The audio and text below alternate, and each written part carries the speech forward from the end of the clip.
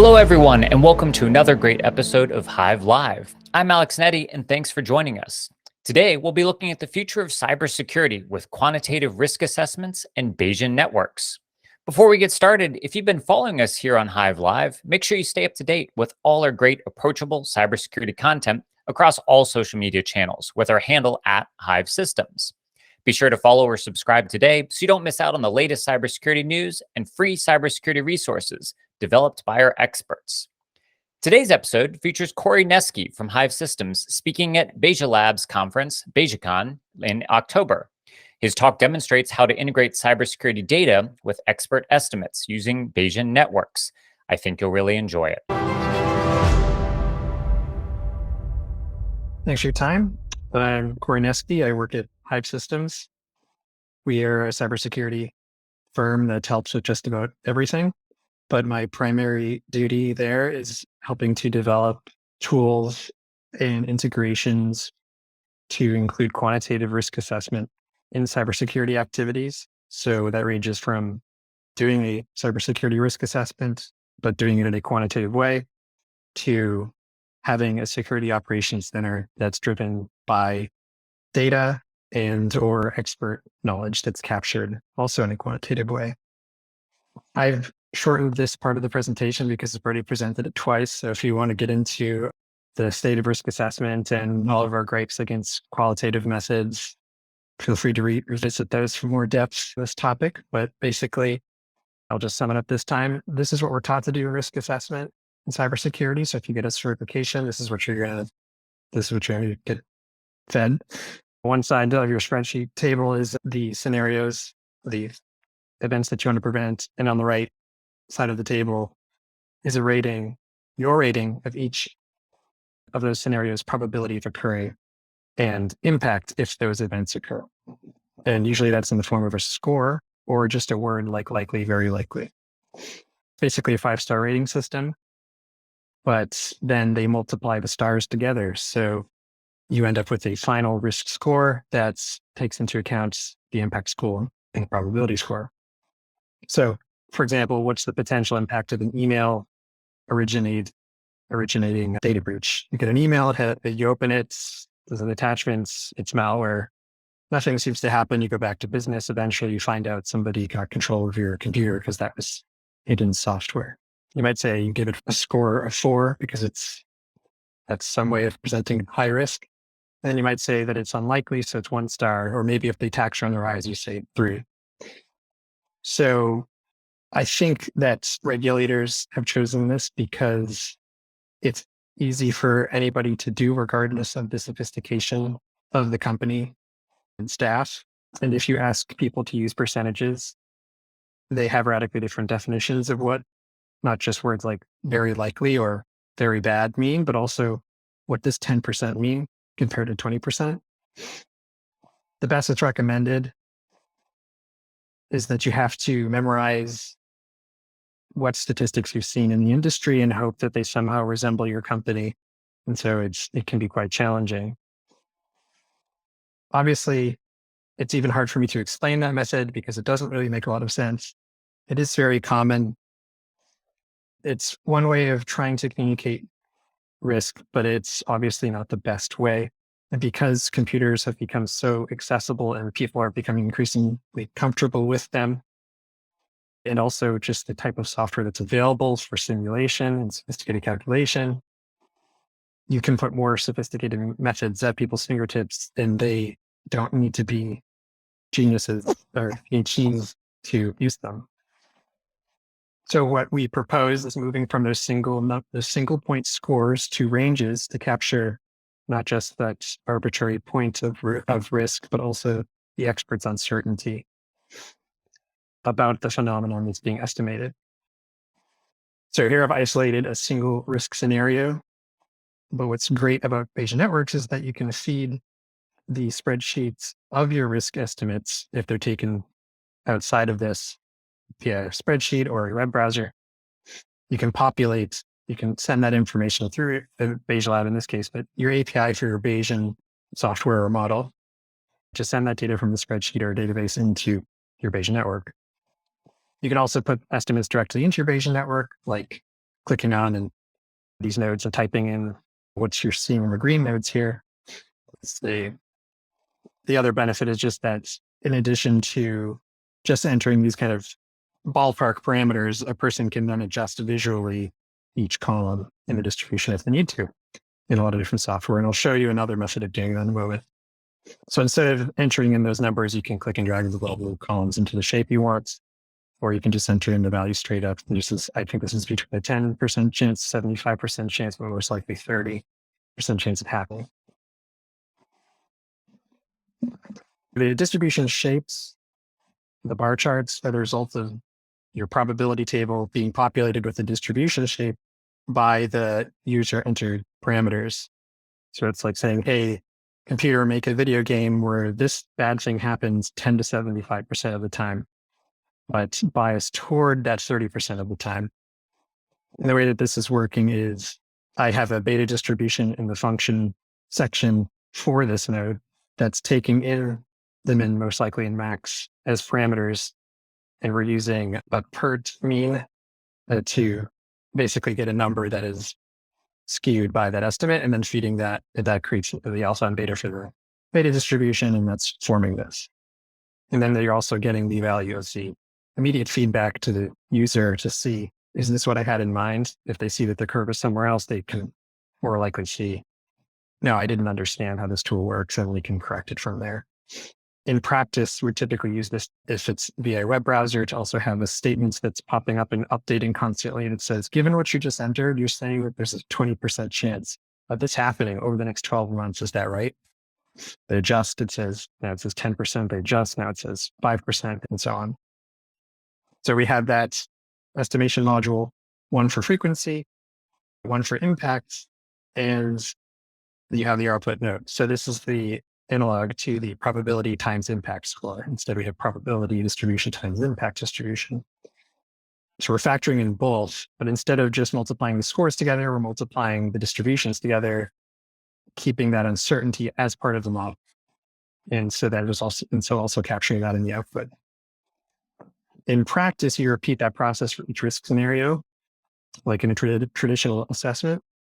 And the next step is to propose security controls and then recollect or adjust those estimates based on using the controls as basically your conditions. So what's the probability of these devices being infected with malware, given that we have antivirus of this particular type? Or given that we have, maybe at work, you have a Citrix instance or something that is virtual, annoying, but the idea behind it is it has a non-persistent. So if it does get infected with malware, you close it down, you spin up you log in again, and it basically spins up a whole universe that is devoid of any malware that you happened to get last time you used it. So that kind of thing is a very strong control to reduce the possibility of malware. And because of the long-term nature of cybersecurity risks, this also allows people to model whether it's a big upfront investment for technologies like that. Citrix is an expensive thing to implement initially. When you see the price of it, it's hard for people to think of a case. We've been a company that's around for 40 years. We've never had a data breach. What's the probability of a data breach again happening in the future? Why am I going to spend hundreds of thousands of dollars on implementing something? This allows people to see, if not it paying for itself in the first year, how many years does it take to pay itself off? And so that helps people justify having security controls of that kind or not. And you saying, you know what, this really is a silly approach to solving our cybersecurity problem. This is too much money. This costs way more than what we appear to be gaining in reduced losses due to cybersecurity events. So it can be a good strategic tool. So we're getting probabilistic statements on risk instead of unrealistic single point scores. We're capturing the uncertainty by saying that the reality over the next 12 months could indeed play out as any of these. Given my expertise and my data as the estimator, and that will be closer to this range of losses. And so because we're using Bayesian networks that are mathematically formalized, they're very easy for any programming language to interact with. So if you do have hard data sources, like your log management, server, firewalls, honeypots, or threat intelligence feeds, you can get them involved more easily than having to have somebody manually change a score in some arbitrary way. You can do this with other methods like formulas and spreadsheets and simple Monte Carlo simulations. But by using Bayesian networks, you're making something, I think, that's more atomic and interoperable with other computational systems. And so you're also able to scale more predictably. So this kind of gets into the last talk, in that the expert has to be calibrated in order for the estimates to be reliable. If the expert isn't calibrated, we've at least externalized their mental model so that their peer, the aggregation, the group of people, can look at it and say, I don't follow. I don't think that distribution is quite right. I think you're being overconfident, or you need to widen the range because we have doubts.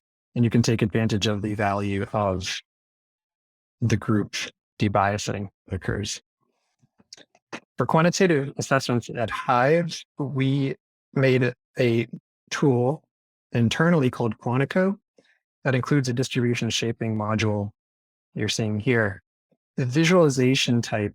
So when we're doing risk assessments for a company and we're putting in estimates, we start with what the industry data is showing.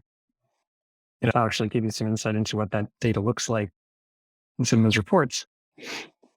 But this is how we helped get on the same page of, is what's in my head represented accurately in the outside world? And is it stimulating the right idea in another person's head?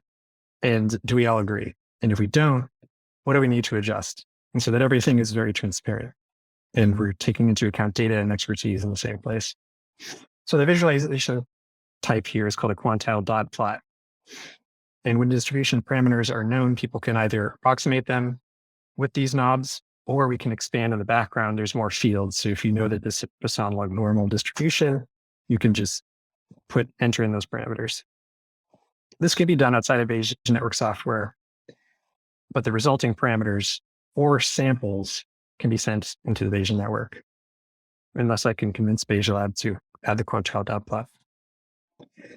And so the research behind this, the quantile dot plot, I won't get into. I think it's really fascinating. I encourage you to look for it.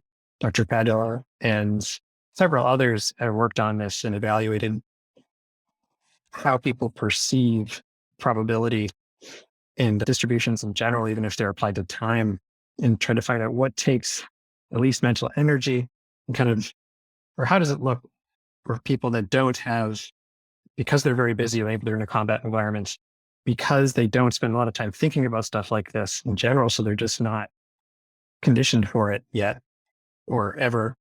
And what works out best for all those groups? Quantile dot plot, a density plot, an interval, just stating a mean as a number, or a text statement like this 20% probability of breach. They found that the quantile dot plot was the sweet spot of it because it takes advantage of frequency framing that judgment decision-making psychology has known for a while. That is a very effective way to communicate to people. It's frequency format, but it doesn't necessarily need to be frequency in your models. It can be converted into probability or likelihood as appropriate. So this is just an interesting insight for people that are collecting estimates that I'm following.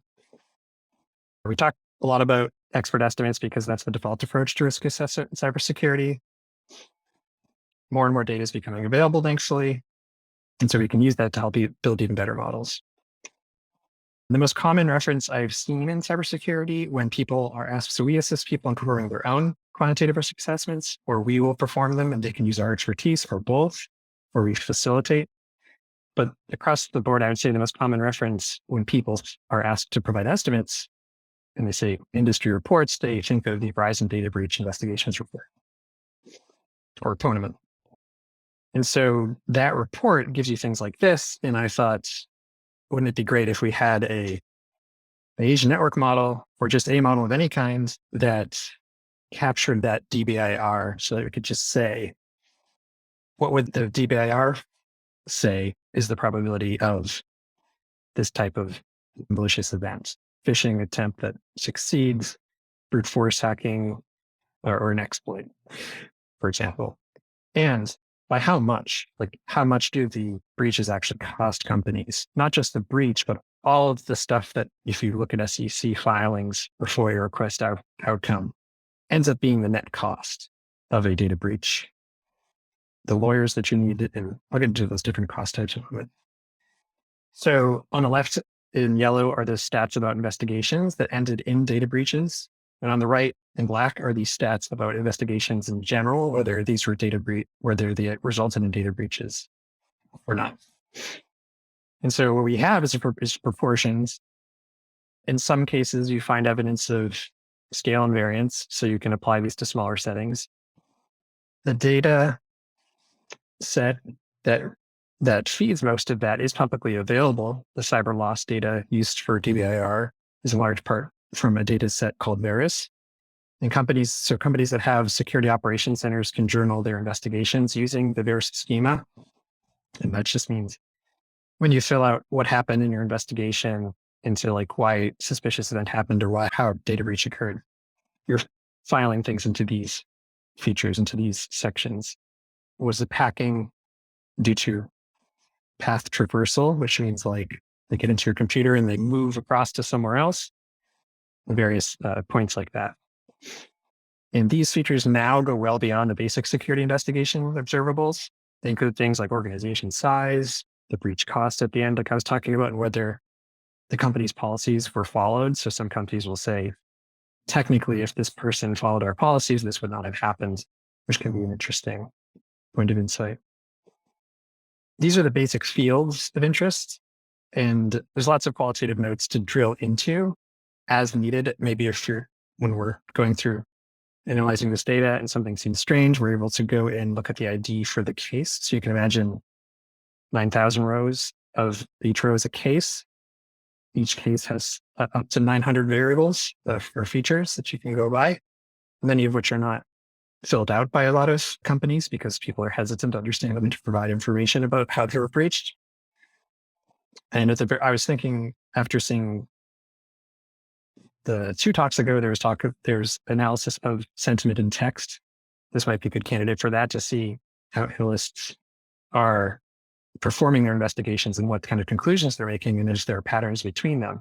Maybe you can even predict which analyst, because there are tags or handles for each analyst that fills out this data in the various data set, and you might be able to figure out who's who through that. And that might be an interesting way to track what's going on. So also stuff familiar to risk analysts. Was the breach due to an external attacker or malicious insider? In other words, a hacker from the outside or disgruntled employee from the inside? What about vendors? Were vendors the cause of the breach? How often were consultants and other outsourced services the vector into our company, to our data? What was the attack surface? Was it a laptop? You can imagine activating these nodes as you get the information, or when you're doing preventative risk assessments and trying to see what's the thing that pops at the top that is the most likely / most expensive to have a breach. So we have here, is it a server? Was it a laptop? Was it a person's inbox, or was it a person's brain? So like a phishing attack. Phishing attacks have been topping everything for the past several years. Technology is cool and fun, but at the end of the day, a phishing email, a phishing text message works better than pretty much everything else. Yeah, and that was just before this talk, I got a text message claiming to be from Chase Bank saying that there was a foreign transaction. And if I clicked on the link in the text, it would show me what it is. I was very tempted, but I did end up looking at the link, and it was some obscure domain, and put it through a secure analysis system, and it showed a replica of the Chase Bank website and a login page. And so I wanted my Chase credentials. So it's out there. Everybody knows what that looks like. The Veris dataset also has some cases where the costs were captured. The cost of doing the needful. So the due diligence, the lawyers, the forensic analysts, to say nothing of the work being offset by having a data breach. Not so much in loss in terms of stolen money or reparations, but just doing the needful when you get breached. So they have that. They have the accessibility of the device. So one really big control is that device that you're assessing publicly accessible, or is it only accessible to employees once they're on the VPN or on the physical network? Or is it only accessible to developers because you have to go into a special development environment where things are very open by nature? And so what's the relative risk of each of these is a feature in the data set, which is valuable. Finally, we have those losses due to damage caused by the hackers. So did we lose servers due to ransomware? Were corporate secrets made public? Did money get transferred out? And more importantly, how much? And so people did put in the dollar amounts. All those variables and others, we picked a few interesting ones, and then ran a series of unsupervised machine learning algorithms to start to identify which relationships to train the nodes were the strongest. The structure makes a lot of sense. Bayesian Lab discovered the clusters patterns that a cybersecurity analyst would be able to point out, like these things are related. Misuse is related to privilege misuse. If your company's a large organization, it's obviously not a small organization. So some things like that we have to encode out. But it also discovered that you could already see a cluster of these are all social behavioral related features in a cybersecurity event. So phishing, people changing their behavior, people having their behavior changed by being tricked or disgruntled, or so very psychological, which is a big part of cybersecurity, despite the kind of reputation. With parameter updating, the operations centers can keep updating a network like this as they're going and doing their day-to-day investigations and collecting the information that they collect anyway. And by doing so, they can get a probability of whether their investigation is going to end up like one of the ones in this report. Like, how much are you starting to resemble these organizations? Like, how much is your organization starting to resemble Verizon right now, or some company that had a breach based on what's the features that are in this? And then every year when they dump new data into this data set, you can, it's even more than every year, you can import it ongoing. And then because you have investigation costs, or because you can enter investigation costs as like a utility cost, you can also talk about, where are we spending way too much money? Like maybe malware analysis within the company is not actually that lucrative. It's not actually giving us much. It's better to just reformat a computer, for example. I'm not saying to do that. So that's the SOC analyst, the security operations center analyst doing their day-to-day and getting a sense of priority based on such a network. But from the risk assessor side's perspective, you can use these networks to model very specific security interventions. So those controls that I was talking about, so antivirus, firewall, do they reduce the probability of these kind of events in which?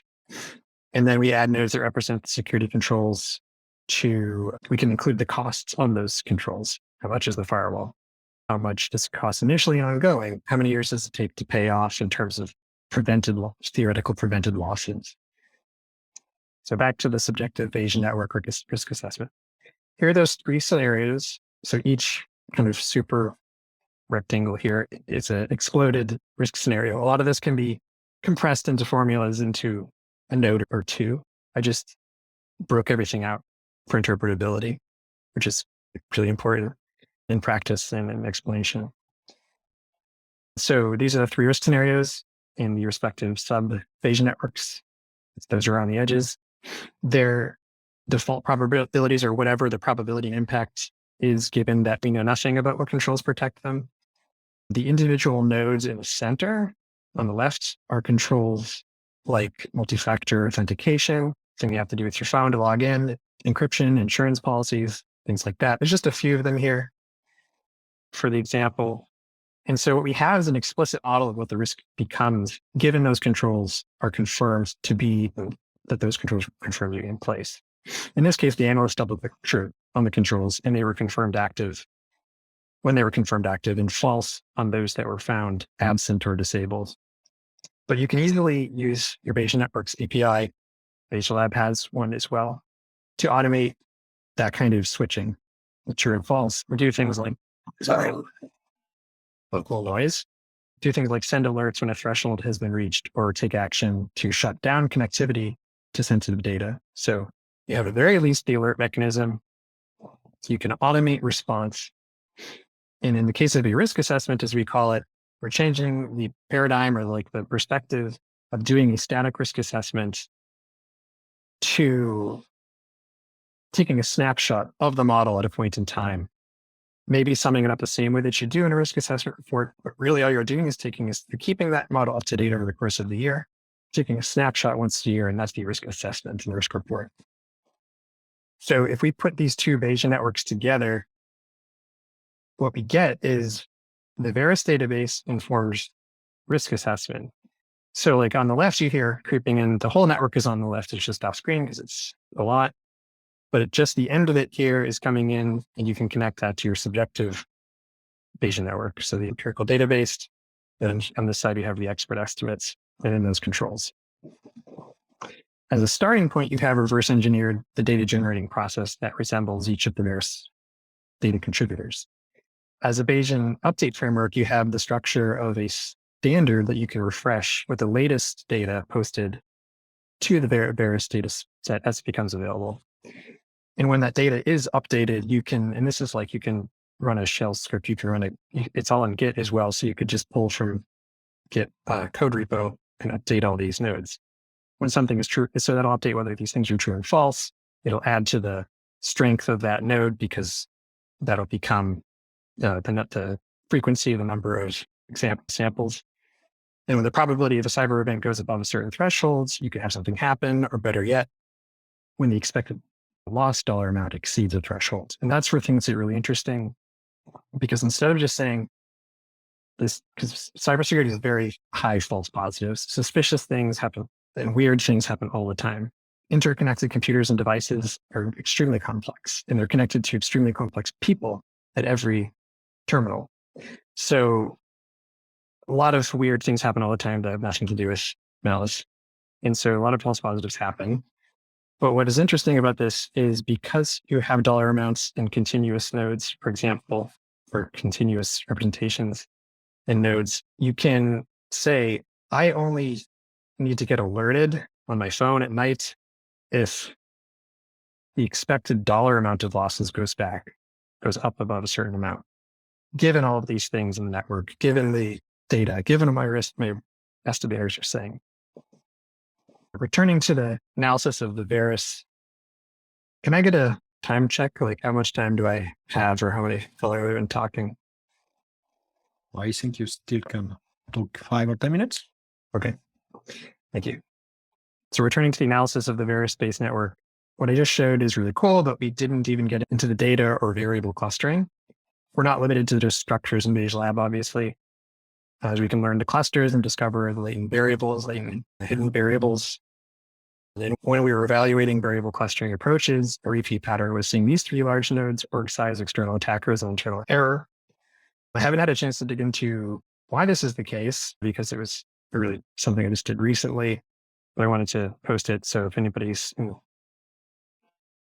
Bayesian or cybersecurity side, they can chime in on it. It could be an artifact of just the data, or it could be something very interesting.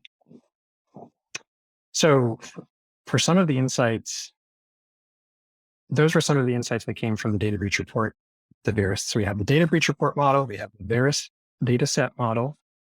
There's a new player who provides what we find to be much higher quality analysis and reports called Scientia.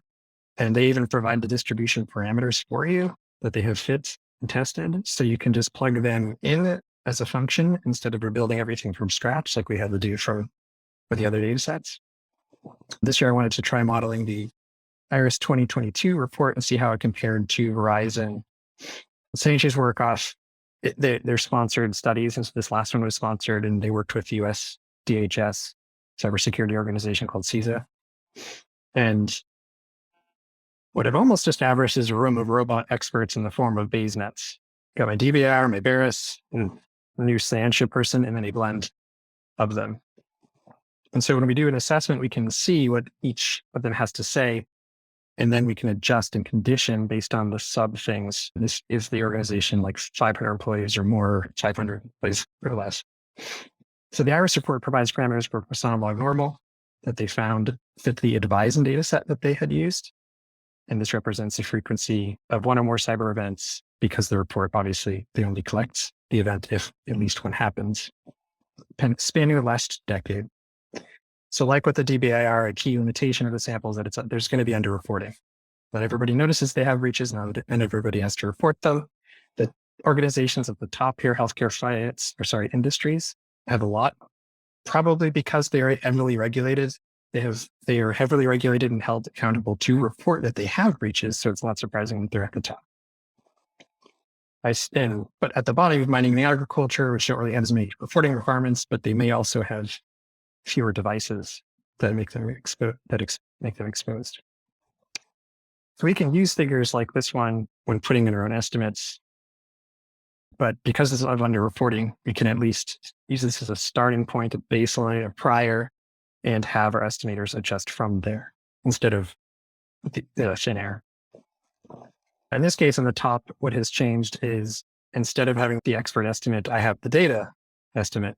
So the Sanchia data set using the parameters that they provided, which is a Poisson log normal. And it's hard to see, but each of those values under the blue likelihood of loss in the next 12 months, there is a minuscule, so it's a long tail, minuscule probability of more than one event happening. And on the right is the typical loss amount, which actually Sanchia has discovered has not changed that much over the 10 years. Cybersecurity seems to be ramping up in some way, but it's not actually in terms of its costs after you adjust for inflation. The costs are saying the median cost is staying about the same. So from here, you can do the same thing. So instantiate what makes your particular organization under the assessment different from this theoretical typical. So if you're retail, check that, propagate, maybe have more than 10,000 employees, propagate that. The scenarios about servers and not laptops, propagate that, and so on. And so what that does at the end of all this, most of which can be automated because we collect all this stuff as part of IT management, is you can save the risk name and distribution or summary statistics, put them next to each other and report if need be. And then sort by something, the geometric mean or the 95th percentile. And you can monitor for shifts in those distributions. You can compare shifts in general with public lateral divergence or entropy. TLD is one measure that can be used to sum up the difference between the distributions. In this case, this is just showing like the difference between this particular organization. What is the change in the probability of losing those dollar amounts, given that they just have usernames and passwords versus MFA on the right?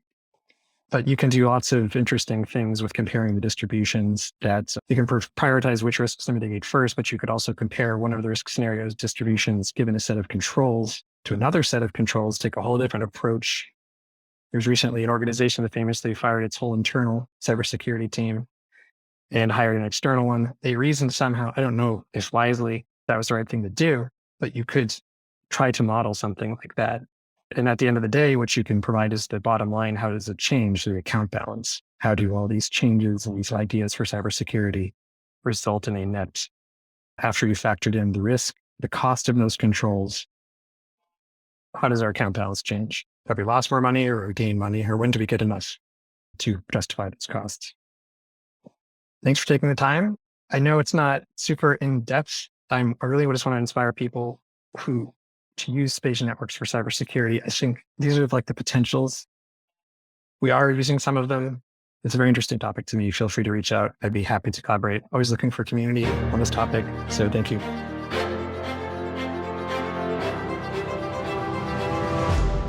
That's all the time we have today. I want to thank Bayesian Lab for having Corey as a speaker, and we hope he'll be invited back again next year. I hope you now find the relationship between cybersecurity data and Bayesian networks more approachable. And we hope you'll share this episode with your colleagues who are also interested in the future of cybersecurity. We want to thank you for joining us. And as always, our experts here at Hive Systems help make your cybersecurity journey more approachable. So please reach out to us anytime at www.hivesystems.io.